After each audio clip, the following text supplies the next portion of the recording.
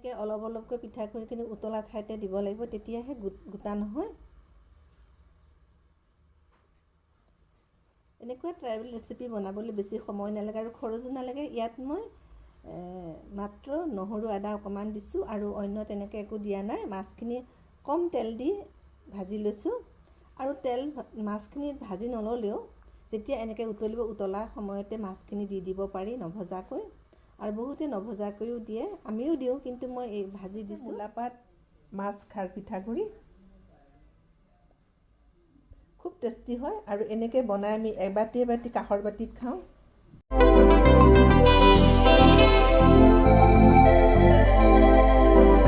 নমস্কাৰ, স্বাগতম জনালোঁ বইনি ক্ৰিয়েশ্যনৰ অন্য এটা ভিডিঅ'লৈ।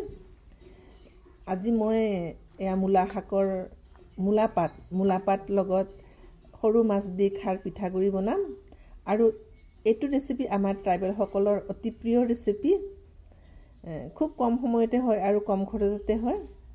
এইখিনি পোনা মাছ কালি ধৰি ফ্ৰিজত থৈ দিছিলোঁ, পথাৰৰ পৰা ধৰি আনিছোঁ। এতিয়া এই মাছখিনি মূলা শাকৰ লগত বনাম। কেনেকৈ বনাম চাই থাকিব। ভাল লাগিলে এটা সুন্দৰ কমেণ্ট আগবঢ়াব বুলি আশা ৰাখিলোঁ।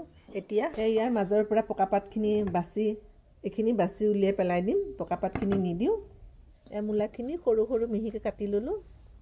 মিহিকৈ নাকাটিলেও হয়, যিহেতুকে আমি ইয়াত খাৰ দি পেলাই বনাম। এতিয়া কাটি লোৱা মূলাপাতখিনি এটা শুকান কেৰাহীত এনেকৈ দি দিলোঁ। এতিয়া ইয়াত অকণমান পানী দিম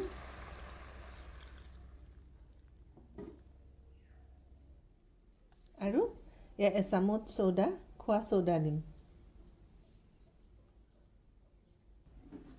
এতিয়াটো লৰাই পেলাই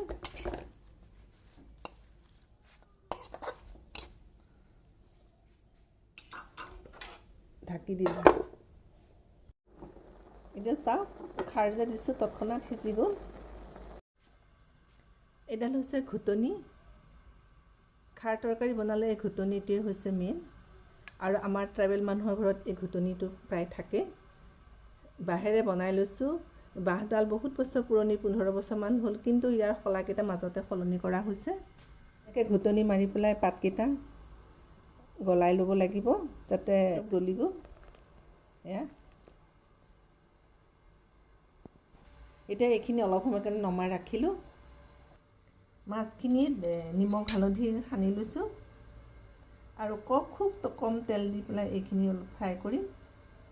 এনেকৈ কমকৈ ফ্ৰাই কৰি ল'লোঁ, আৰু এতিয়া ফ্ৰাই কৰি লোৱা মাছখিনিৰ ওপৰতে মূলা তৰকাৰীখিনি দি দিম।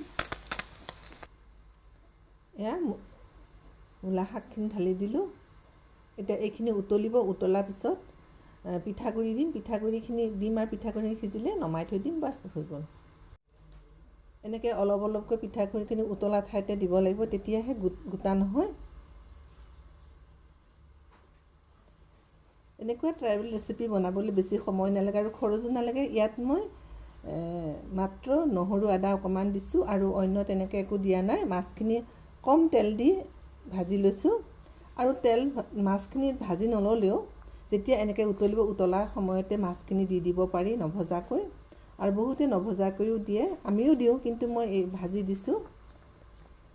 পিঠাগুড়ি দিয়াৰ কাৰণটো হৈছে যে অকণমান ডাঠ হ'ব লাগে। একেবাৰে পনীয়া হ'লে খাই ভাল নালাগে, সেইকাৰণে অকণমান ডাঠ হ'ব লাগে। এয়া হৈছে মূলাপাত মাছ পিঠাগুড়ি, খুবেই টেষ্টি হয়। ইয়াৰ ফুড ভেলুটো কিমান মই ক'ব নোৱাৰোঁ, কাৰণ মূলাপাতখিনি আমি খাৰ দিয়াৰ লগে লগে মূলাৰ যিটো গুণাগুণ সেইটো নাইকিয়া হৈ গ'ল। মোৰ এই ৰেচিপিটো চাই কেনে পালে কমেণ্ট কৰি জনাব।